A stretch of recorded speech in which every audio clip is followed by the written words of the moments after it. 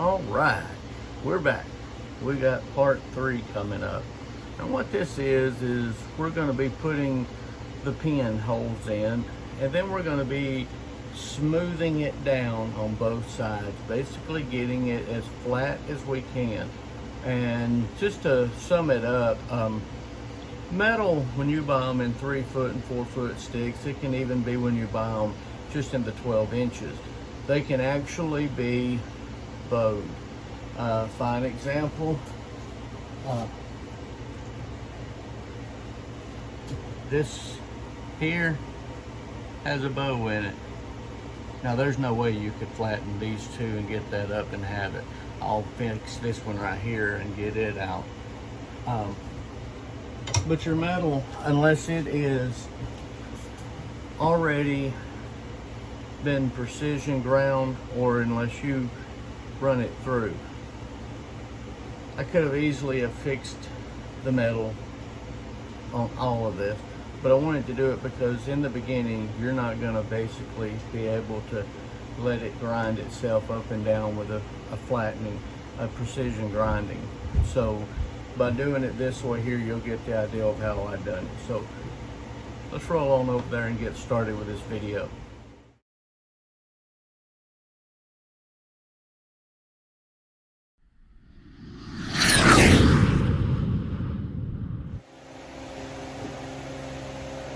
We're at the drill press, right? Yep, I agree with the drill press. For your safety, especially starting out, go ahead, line up your material, your work, get you a clamp.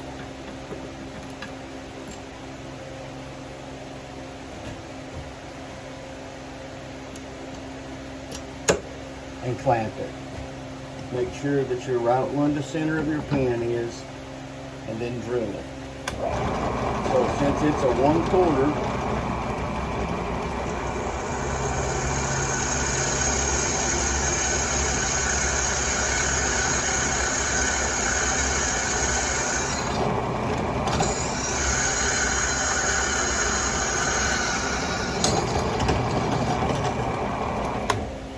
and repeat the process for the next ones.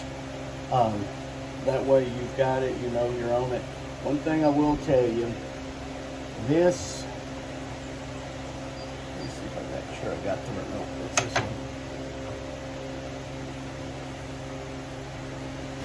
one? Get you up here.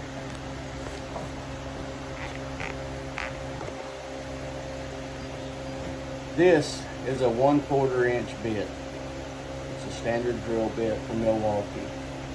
These things will hum through some metal. They last. I've probably drilled at least, out of one of them, I can get, it doesn't matter what steel, we're just going to say 200 knives with pins with a $12 investment. This is a jobber bit. This, I don't know how many I'm going to get because I just tried them this time, and it's all of these years of making knives. I never did. So what I was doing was using this. My pins wouldn't always fit, so I'd stick them in my drill and I'd grind them down till they would fit snug. This, they just fit snug. Save a lot of time. Buy your jobber bits. I get these, and I hate telling everybody where I'm getting my stuff because it's so hard to find them, but it is at Pops. They do have them. They got a variety of them, and they even have a chart to tell you which number or letter to get for the right one. So check them out. Remember, somewhere up in there. But anyway, we're going to go ahead and drill out these other ones here for it. Now we have a blank, right? You want to clean this up, get any edges, anything that you got, and I'm going to take this thing up to about a 400 grit on the belt sander. The reason that I'm going to do that is because I want to make sure that when I put my new player on it, it doesn't pit up in there because it got in there and flipped off. I want this to be as smooth as I can get it whenever I take it out. Now, remember, this video is for those of you getting started out. There's much better stuff, but this is what I use. I'm going to tell you a little story in this here. Alright, so this is about what I started out with, all of this stuff right here, getting started before I could advance further. And it's still the same concept of what I do today, just a little better machinery, a little better tools. But you got to start somewhere, you know, and if you have the funds to get started off the bat real good and you're really dedicated, then do go and get the best you can get. But if the best you can get is something simple, then just make it. This is a welding magnet, basically. Well, one night I was freehanding and I couldn't get it to go flat, couldn't get it to do anything. I was getting pits, dips, and I was getting aggravated. I was freehanding my grind and I got it off on one side, I couldn't get it back up. And the reason for it is a lot of times your metal has a warp in it. If it's not precision ground when you buy it, there's going to be some slight variations in that stick, and it could go like this, just so little that you don't notice it, but you notice it when you put it against something flat, because it'll grind here, not here, and then grind here. Well, that means that it's not flat. That means that you got too much here and too much on this, so it's bowed, and you got to get this and this to match up to this. So then you get a smooth grind all the way down. Now, you stick it into flat plating, crank it a few times, and boom, you got a flat piece of metal. Starting out, you may not can afford $840 attachment, $700, $600, whatever they are down to. So, I couldn't get it figured out and I was ready to give up. So I sat down and I did what most of us hardly ever do, and I prayed about it. I said, I need some help. And it was like an epiphany or whatever. Pick up the flat magnet and grind it until it's flat. So guys, this is what we're going to do.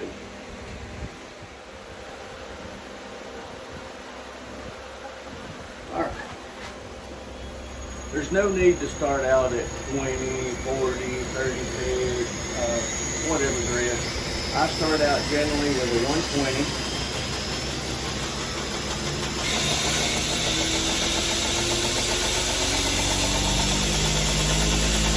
Like so. And I stick it to it right in the center.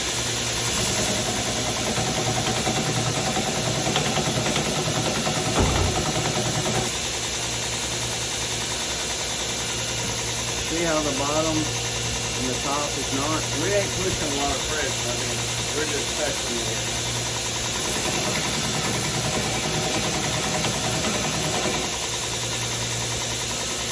Just starting to get a little smoother.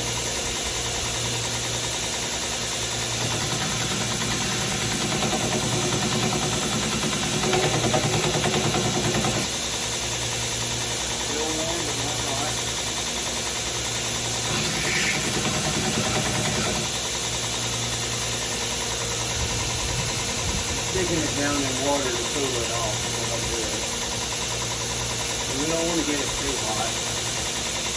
In a minute it's going to be real hot.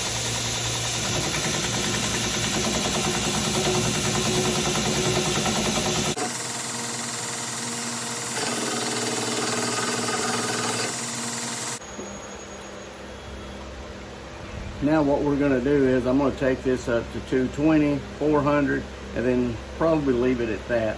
So I'm not going to show all of that, but those are the steps that you're going to want to keep going, doing it the same way, okay? One thing that I do want to make note to you is, as you go up in grit, go down on speed, especially when we get to the bevels, and I'll tell you about that in another video with it. But anyway, I'm going to go ahead and hit this, clean off my magnet. We're at 320 right now, and there's the reason. There we go. Remember, this here is not, this is going to be almost a full flat, so all this is going to be gone. But when I put it in there, I like them to be smooth and do the same process for every night. That way I don't miss any steps.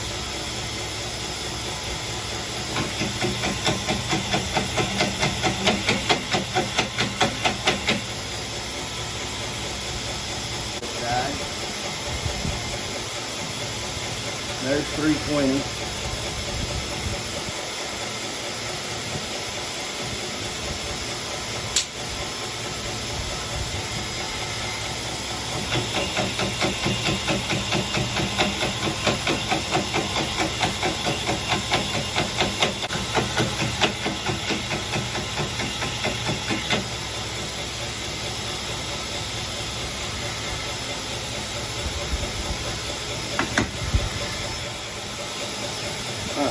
Now that we're 320, we was at 120 here, I'm going to go ahead and smooth this down some, get my edges pretty good to where I want them.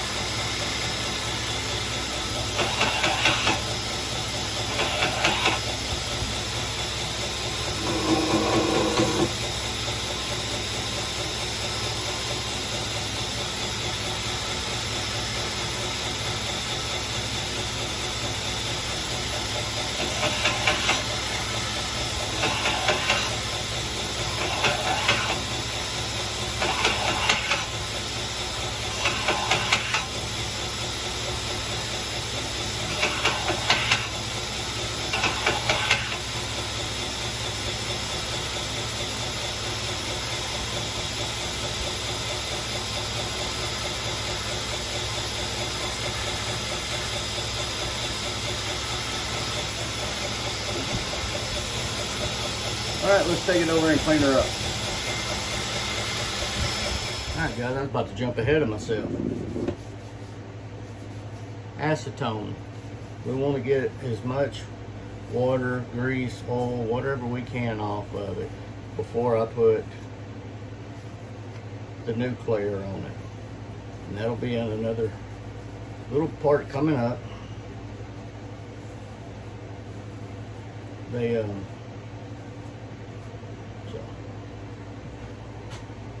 Now you have a blank that you can go ahead and heat treat. So, well guys, there we are. We have a shaped up knife handle. Or not a knife handle, but a knife. Boy, I'm just a goofy guy, right? It's kind of cleaned up. And the next part, we'll put the nuclear on it and we'll stick it in the oven. And we'll do all the heat treating and show you how I do it and what I do for the process. And this knife right here, when we get done with it, I'm going to do a signature right along in here that is from somebody that has inspired me over the last 2 years. And it'll be a bullseye, and that'll be Fiddleback Forged. I've been watching Andy, and he's been teaching a lot of folks too. Like I said, if you're not subscribed over there at Fiddleback, go do that. I'll try to put a link down here at the bottom of this. But Pop's Knife Supplies is just a bunch of good old knife makers that are living out their dream. And you know, that's what a lot of this stuff here on YouTube is about. But for me, it's living out the dream of being able to teach somebody something, because that's always been my goal, is to leave my mark and let someone else get something out of something that I've learned from others and passing it along. Mike Stewart said something one time to me.